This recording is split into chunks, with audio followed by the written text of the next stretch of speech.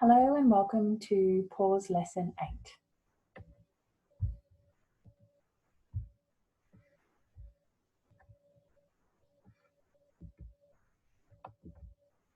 Today we're learning about mindful seeing so we can observe ourselves, others and our surroundings in greater detail. You will be successful when you know and understand what mindful seeing is and are able to practice it in your daily life. When we practice seeing with mindful attention, we observe more detail in what we are seeing. What are words that we can use to talk about the small differences or tiny details of what we are seeing? So when I'm working with mindful seeing with the students, I talk to them about how they are able to describe what they're seeing. And we work through the list below that you can see on your screen and use different things in the classroom or if we're outside to look at. So what's the colour? Can you describe the texture or the size or the shape or the depth or the width? It's a really excellent activity that can overlay in so many of the different subjects and that you're doing. So you can use the mindful seeing lesson from Pause to correlate with any of your other subjects that you're teaching. Mindful seeing is done quietly so that the amygdala is calm, which allows the prefrontal cortex to collect data that you need. So this is really important with any of the lessons. I find the power comes when we link it back to the brain, because the kids are really engaged and really interested in learning how their operating system, their brain works. So the minute you weave in some of the information from the amygdala, the prefrontal cortex or the hippocampus, you sort of spike their interest and they're like, oh, okay. And it makes the lesson more enjoyable.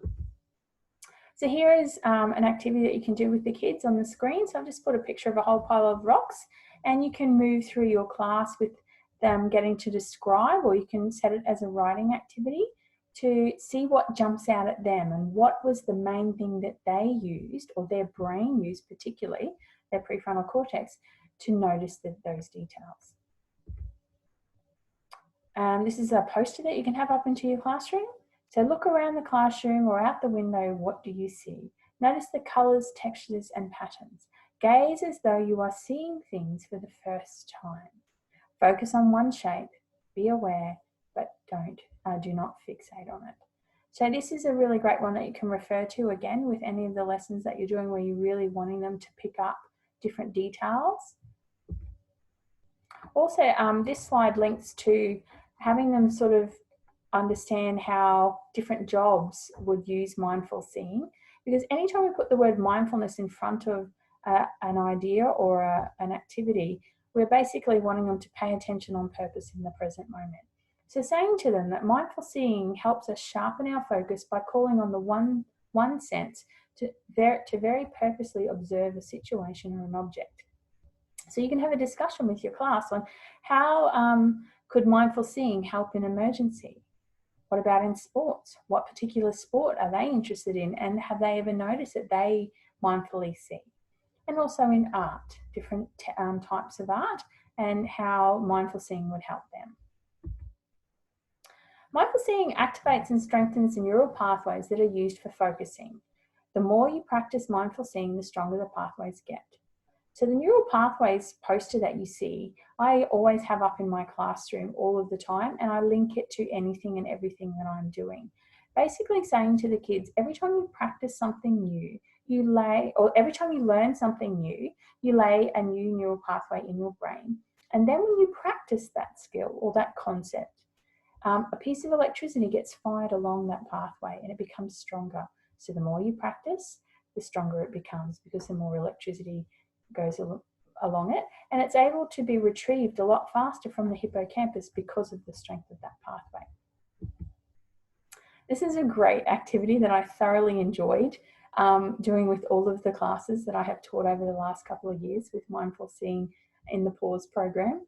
So basically it's based on an old game that we used to play when we were kids at parties, where the mum would bring out a tray full of 20 items and have a tea towel over it, and you would remove the tea towel, and we'd been given 1 minute to look and take in what we see. And then after the tea towel's been laid back over it, we have a minute to write down what we remembered. This is a perfect example for the children to take, to actually have an opportunity to notice how their prefrontal cortex takes that information in and holds it. And if they can remain calm, they can retrieve more of the information that was taken in. But if they get flustered or frustrated because they think they can't remember, like we've learned in the Brain Basics lessons, the prefrontal cortex switches off because the amygdala fires.